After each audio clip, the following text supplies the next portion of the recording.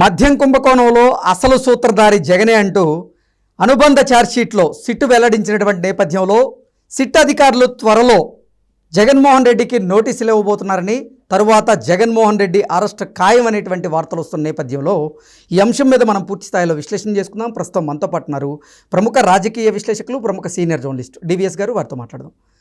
Sir నమస్తే. Sir నమస్తే.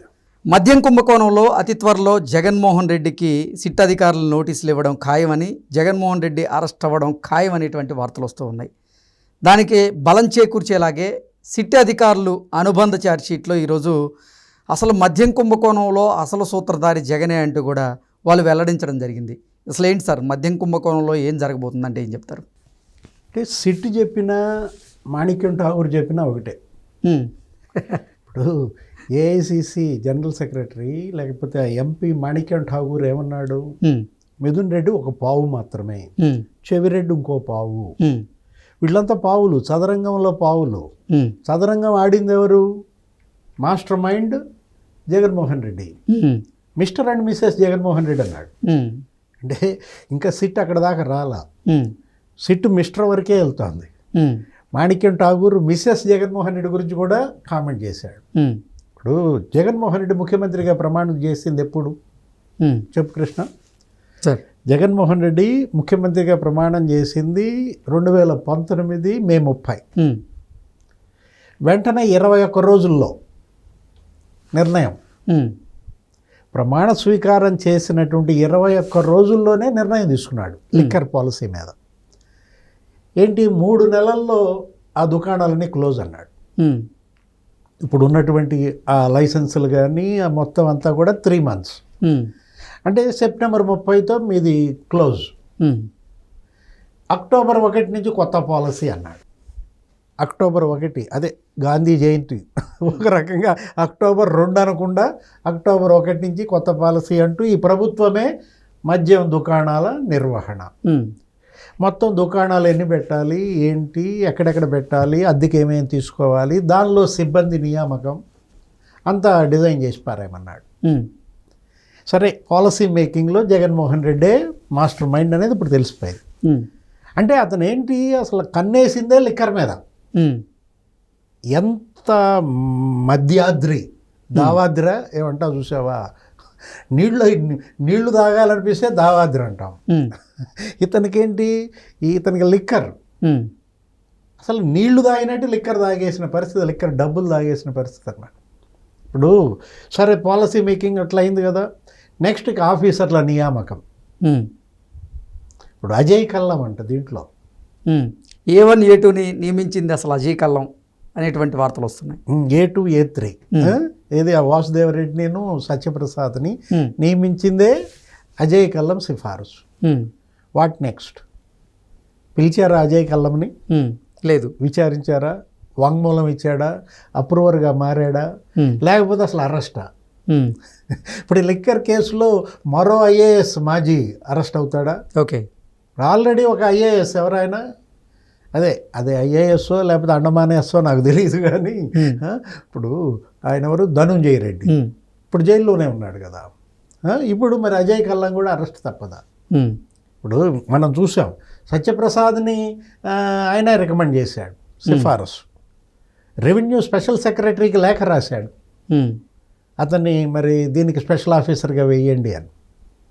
ఇప్పుడు ఇక్కడ ఇతనెవరు, వాసుదేవరెడ్డి డిప్యుటేషన్లో ఉన్నాడు రైల్వేస్లో, అతన్ని పట్టుకొచ్చారు. అసలు గమ్మత్తు ఏంటంటే సిఫారసు చేసింది అజయ్ కల్లం, కానీ నియమించింది జగన్మోహన్ రెడ్డి. ముఖ్యమంత్రే నియమించాడు. వాసుదేవరెడ్డిని డిప్యుటేషన్ మీద ఇక్కడికి తీసుకొచ్చుకుంటే 2 పోస్టులు పెట్టారు సిఎస్ దగ్గర. అప్పుడు ఉన్నటువంటి వివేక్ యాదవ్ లేకపోతే రజత్ భార్గవ్ వాళ్ళు ఏంటి 2 పోస్టులు మీ ఇష్టం వచ్చింది ఇవ్వండి అన్నారు.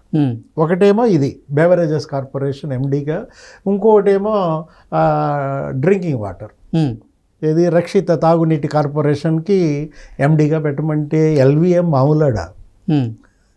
ఎల్వి ప్రసాద్ ఎంతమంది సీఎంలను చూశాడు, హనుమంతుడి ముందు కుప్పిగంతుల.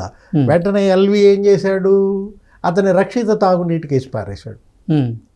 రక్షిత తాగునీటికి వేస్తూ అతన్ని ఎండీగా పెడుతూ సీఎం దగ్గరకు ఫైల్ పంపిస్తే జగన్మోహన్ రెడ్డి ఏమన్నాడు, ఆల్రెడీ అతన్ని నియమించేసామన్నాడు.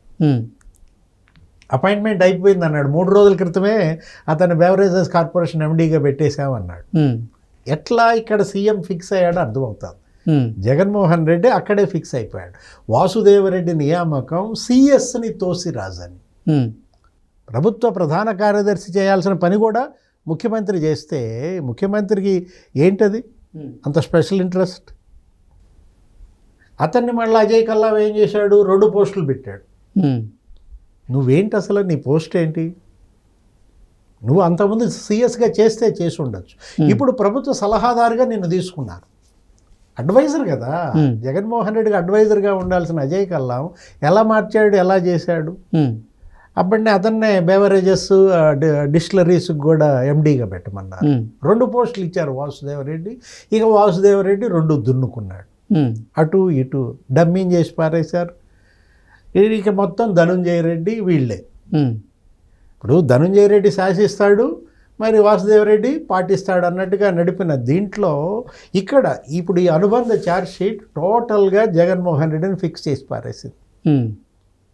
ఏ తేదీన ఆయన ఆర్డర్స్ ఇచ్చాడు, ఏ తేదీన ఆయన ప్రమాణ స్వీకారం జరిగింది, టోటల్గా ఈ లిక్కర్ పాలసీ అంతా కూడా జగన్ యొక్క కనుసన్నల్లోనే జరిగింది.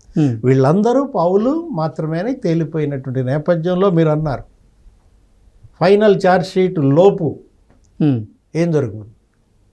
ఇప్పుడు సెప్టెంబర్లో వేస్తారంటున్నారు ఫైనల్ ఛార్జ్ షీట్. మొదటి ఛార్జ్ షీటు వేసిన 3 వారాల తర్వాత ఇప్పుడు ఈ అనుబంధ ఛార్జ్ షీటు వేశారు. దాంట్లో ఒక 125 పేజీలు అనుకుంటా, దగ్గర దగ్గర 16-17 వాల్యూమ్స్. ఫస్ట్ ఛార్జ్ షీట్ 305 పేజీల్లో పడింది. ఇప్పుడు ఈ రెండో ఛార్జ్ షీట్ కంప్లీట్గా సీఎంఓ చుట్టూతా తిరిగింది. ముఖ్యమంత్రి కార్యాలయం, ధనుంజయ రెడ్డి పాత్ర, లేకపోతే ఆయన ఓఎస్డి కృష్ణమోహన్ రెడ్డి పాత్ర, నెక్స్ట్ ఆయన cement factory finance director Balaji Govindappa, వాళ్ళు వాళ్ళు ఎక్కడెక్కడ ఎప్పుడెప్పుడు కలిశారు, సిండికేట్లతో వాళ్ళ సమావేశాలు, లిక్కర్ కంపెనీ ప్రతినిధులతో వాళ్ళ యొక్క చాటింగు, మొత్తం ఇవాళ ఫోరెన్సిక్ సైన్స్ ల్యాబొరేటరీ రిట్రీవ్ చేసింది. ఓకే, వాళ్ళ వాట్సాప్ చాట్స్ కూడా బయటకు వచ్చినటువంటి పరిస్థితుల్లో ఇవాళ ధనుంజయ రెడ్డి ఎక్కడ ఆస్తులు కొన్నాడు, కొడుకు పేరు మీద ఏం కొన్నాడు, లేకపోతే ఆయన మరదల పేరు మీద ఏం కొన్నాడు, లేకపోతే బాలాజీ గోవిందప్ప ఎక్కడెక్కడ ఆస్తులు కొన్నాడు. ఏది బాలాజీ గోవిందప్ప కొడుకు, మరి కూతురు, భార్య, 3 పేరు మీద మరి హైదరాబాద్ చుట్టుపక్కల కొన్న ఆస్తులు. నెక్స్ట్ మరి కృష్ణమోహన్ రెడ్డి అసలు అబ్బో మామూలు వ్యక్తి కాదు. కృష్ణమోహన్ రెడ్డిని చూస్తే జగన్కి జాలేస్తుంది అంటాడు. ఇప్పుడు కృష్ణమోహన్ రెడ్డి ఏంటి అసలు ఆర్డీఓగా కర్నూల్లో అబూ సలేం మోనికా బేడీకే నివాస పత్రం ఇచ్చాడు. ఏది ఇంటర్నేషనల్ టెర్రరిస్టులకే ఇతనేంటి కర్నూలులో నివసిస్తున్నారన్న సర్టిఫికేట్లు ఇచ్చిన క్యారెక్టర్ ఇది కృష్ణమోహన్ రెడ్డి. కృష్ణమోహన్ రెడ్డి రోహిత్ రెడ్డి కంపెనీ సార్, స్నిగ్ధారెడ్డి అంట, ఎవరు కృష్ణమోహన్ రెడ్డి కోడలు, ఆమె పేరు మీద కొన్న ఆస్తులు, పెట్టిన కంపెనీలు అన్నీ ఫిక్స్ అయినటువంటి పరిస్థితుల్లో ఇవాళ ఏంటి జగన్మోహన్ రెడ్డి బినామీలుగా వీళ్ళందరూ మద్యం డబ్బు 3,500 కోట్లు కాదు, 35,000 కోట్లు వీళ్ళు మింగింది, వీళ్ళు పంచుకున్నది, వీళ్ళు స్వాహా చేసింది. దగ్గర దగ్గర మనీ లాండరింగ్ 35,000 కోట్లు అనమాట. నువ్వు దాని పక్కన 0 పెట్టేసుకోవటమే సార్. 3,500 పక్కన 0 పెడితే 35,000 కోట్ల స్కామ్ ఇది. ఓకే, దేశంలో ఇటువంటి స్కామ్ అసలు నభూతో నా భవిష్యత్. ఏది ఏపీ లిక్కర్ స్కామ్ లాంటిది గతంలో జరగలేదు, ఇక భవిష్యత్తులో కూడా జరిగే అవకాశం లేదనుకుంటా. అట్లా వీళ్ళు మనీ రూటింగ్, మనీ లాండరింగ్ 4 ఖండాలు, ఒక 60 దేశాలకు మనీ లాండరింగ్ చేశారంటున్న పరిస్థితుల్లో ఇప్పటిదాకా దర్యాప్తు సిట్టే, అసలు ఈడీ రాలా. ఎన్ఫోర్స్మెంట్ డైరెక్టరేట్ మరి ఎప్పుడు దిగుద్ది, దిగితే ఇంకేం జరుగుద్ది. ఇప్పుడు ఈ అనుబంధ ఛార్జ్ షీట్లో రిటైర్డ్ ఐఏఎస్ అజయ్ కల్లం పాత్రే కాదు, మరి ఐపీఎస్ పిఎస్ఆర్ ఆంజనేయుల పాత్ర కూడా. పిఎస్ఆర్ ఆంజనేయులు మరి తాడేపల్లిలో అక్కడ ఒకటి డెన్లో వీళ్ళందరితో మీటింగ్స్, సీటింగ్ సిండికేట్ వాళ్ళందరితో కూడా. అంటే పిఎస్ఆర్ ఆంజనేయులు మరి మళ్ళీ ఈ కేసులో అరెస్ట్ అవుతాడా? ఇప్పుడు ఆల్రెడీ మెడికల్ బెయిల్పై ఉన్నట్టున్నాడు. Okay, okay sir, thank you so much.